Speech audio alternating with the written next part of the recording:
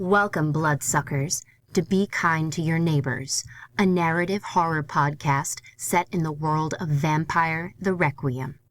Due to adult language and violent nature of the stories told, this podcast is rated M for mature, and we strongly encourage listener discretion.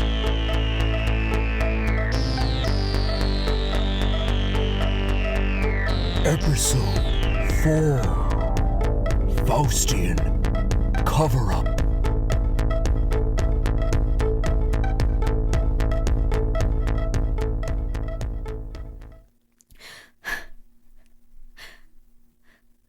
I'm always gonna come out on top, baby. It's the coolest Devon ever sounds. First thing he says every night when he wakes up to me. From there, it's pretty much all downhill, because he keeps talking after that. Insists on choosing his own outfits. It's only 7 a.m. and already feels like it's 90 degrees in Murray's apartment. Between the heat and the blood loss, it's hard to keep my thoughts straight. Dirty table beneath me is slick and sticky like a bar stool after a bachelorette party. I'm almost hoping the leak in my thigh kills me rather than the embarrassment of bacteria or heat stroke or fucking Devon missing my vein with the IV. I need someone to walk past the building, see the busted front door, the pile of ashes among the collapsed leather biker gear, and get curious. Come on! Somebody just rescue the fucking maiden lying on the table in the middle of the room! Devon and Cedra are useless now. Both of them cowering in the corner broom closet like cockapoos during the 4th of July. I can't see my purse. God, Devon must have left it in the cab. I need my phone. I need to scream. I need to call my cell, have them contact the Abbey, tell them where I am, tell them about the upheaval among the kindred, tell them the operation is a fucking bust. I knew the risks when I dove into Honeypot Devon. I knew the risks of lying about my age to one of his kind, but we had to get closer, had to burrow into their cultural infrastructure like termites, bury ourselves like chiggers. We had to learn who this Kadir bitch was, how old she really is, how she got into the US. I figured Cedra would have ratted me out months ago when she smelled me out, but she hasn't. Maybe she's holding off, waiting for the best reveal. Or maybe she's actually in love with Devon. That would be the worst. Almost tragic. At least I have the excuse of being addicted to the ruby drug sloshing through him like room temperature frosty mix. Gotta find out who Kadir is. She's way stronger than any regular old vampire, much more impulsive and sporadic too. Bloodsuckers play a long game. Risk instead of Connect 4. Civilization as opposed to Street Fighter. Killing off so many this quickly? Almost doing half our job for us. What does she gain from killing so many kindred? Could have asked Murray. A chewed up puzzle piece is better than no piece at all.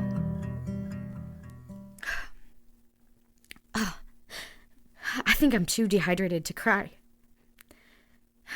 I'm too dry to sweat, so I pant. Slowly. Full opened-mouthed. I still love you, Devon. You stupid, scrawny flake of a man. I hope you come out on top, baby. I really do.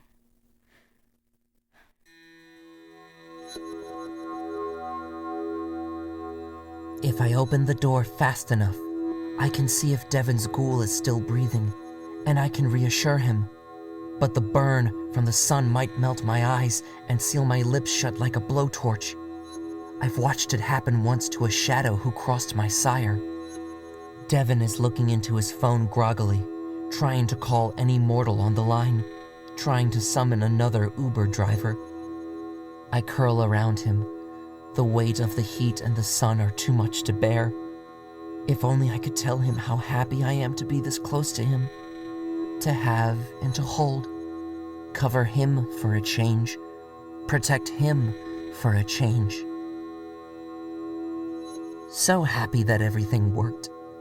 Kadir's inauguration, the tracking brand on his wrist, hiding the ammunition for the gun, removing Murray altogether. Today is going very well. There was no place in America for a Middle Eastern woman like me. Second generation or not, I still looked different and was hated more for not having an accent. No one believed me either when I told them that I was an atheist and had been since high school. They just called me coward for my abandoning my faith, even though it was the other way around. There was no place in my household for an ugly, fat girl like me. My mother and sister told me that every chance they could, and I could never cut away enough from my fat arm or my thigh for them to be happy. No one listened to me when I was their assistant manager. No one took me seriously.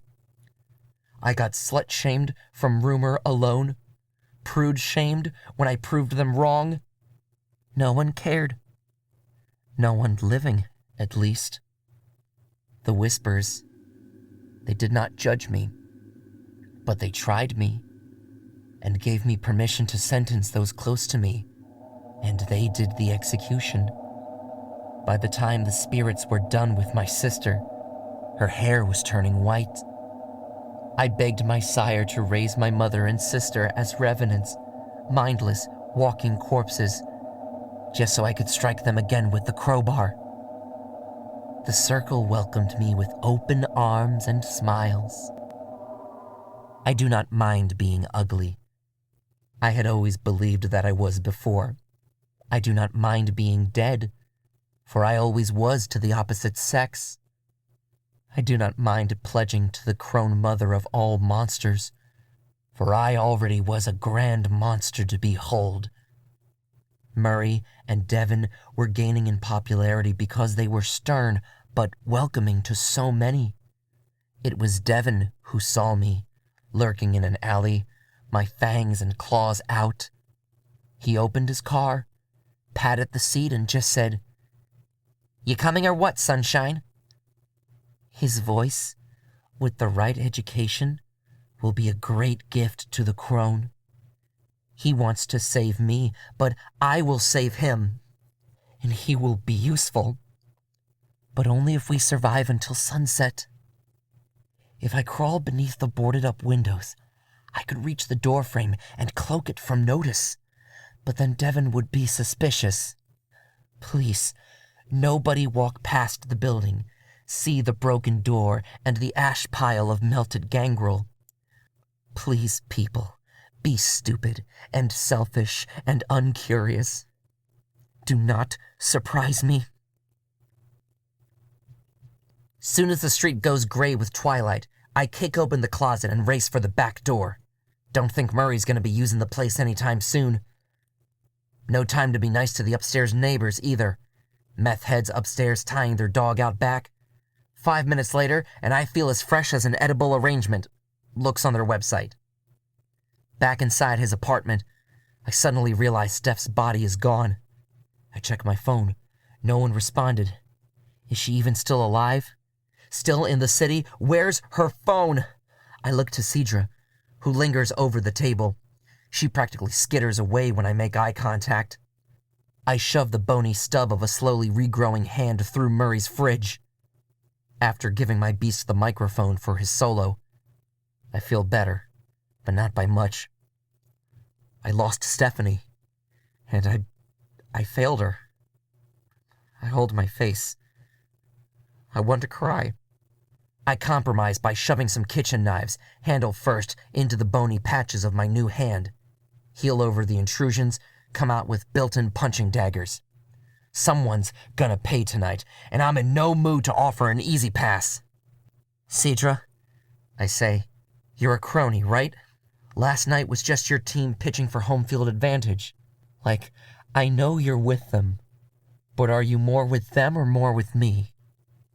Her toenails make a hiss against the linoleum as she glides to me slowly. She grabs me around the waist. Okay, listen.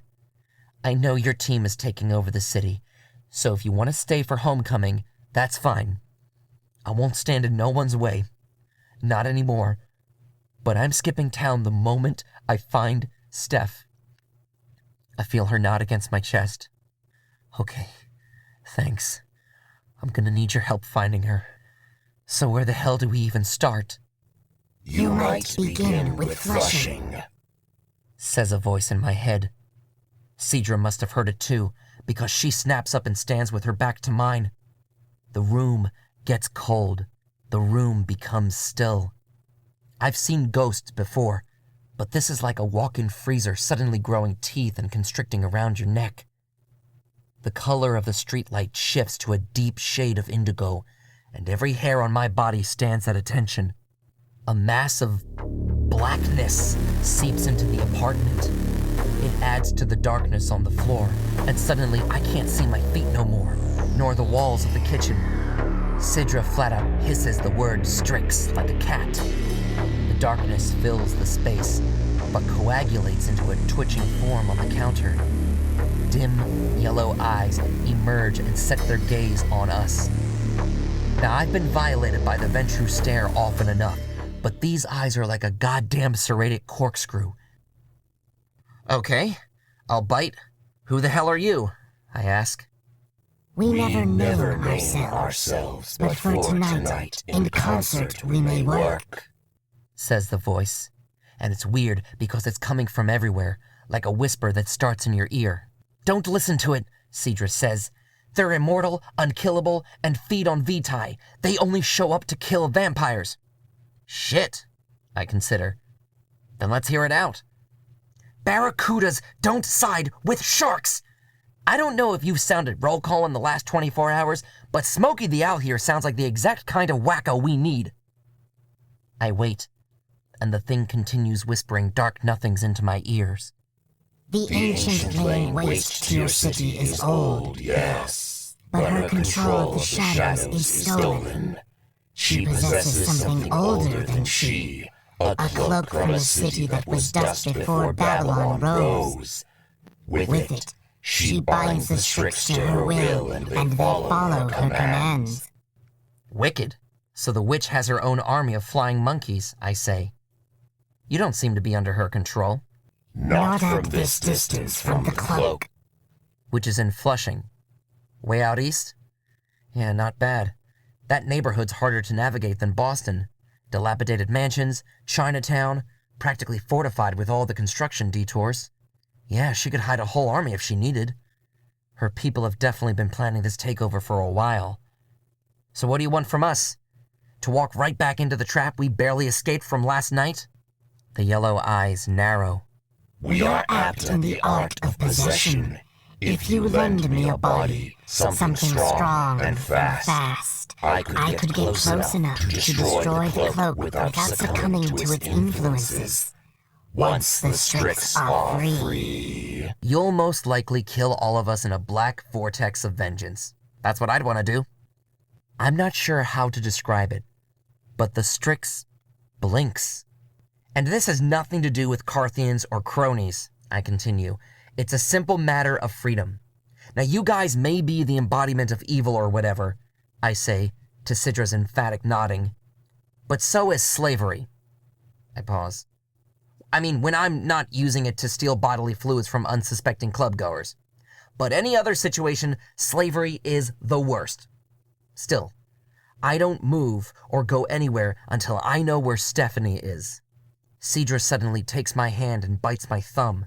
Spitting the blood onto the kitchen island, she draws a shape, like a drunk H dragging a little Greek letter behind it. She holds her hand above the mark, and the blood pulses, leaping tiny trinklets of fluid. She tells me blood calls to blood, and Stephanie is in Flushing. To her surprise, she admits that Murray's there too. I ask how she knows that. She says that she just knows. So, bitches, let's recap. Suicide rescue mission out in Flushing. Knives wedged into my hand, which, in hindsight, are going to make it very hard to drive or work my phone. My only companions are a New Age Wiccan who is one tentacle away from being the villain from a Japanese ghost story, and a Snork Eater to my Snork who is literally asking to wolf down my soul and wear me like a full-body lambskin condom. Rock, Meet Hard Place. Hard Place? This is rock. You two should hook up. We could name a lukewarm burger joint after it and tack some Mick Jagger memorabilia to the wall. My stolen taxi got towed. That's okay. Was expecting that. Not taking the subway because I can't risk running into the Elmhurst Wolfpack. So, Cedra covers me with her obfuscate, and we take the bus. That's right. We ride the bus. We stand near the back, watching the moving sardine can of humanity cough and roll mucus through another night of potholes and slow red lights. Everyone on their phones, the telltale upward swipe of that Pokemon thing. 8 million New Yorkers with the same story over and over. Unless you have money, the city's just a concrete cage. While you're alive, the city keeps you in a financially abusive, codependent relationship. You can get anything, find anything you want in a city, but you'll always only make just enough to cover your next day's expenses, and that's it. Every concrete hollow is just a wandering gypsy caravan of freelance online startups and evanescent middle management boot camps. Desperate, artistic 20-somethings scuttling like hermit crabs from one sublet to another, always feeding the cycle of entrapment, bleed, collapse, and Craigslist rental ads.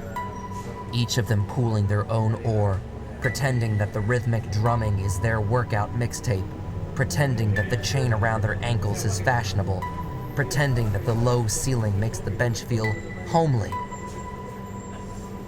Cedra gets off 2 stops before me. She says she has a fix on Stephanie. I get off in front of the giant golden Chinese coin outside the Main Street Mall. Green construction fence surrounds the pit, where they've been promising a deluxe double-high commercial white bread box for years now. Mortals can't notice it.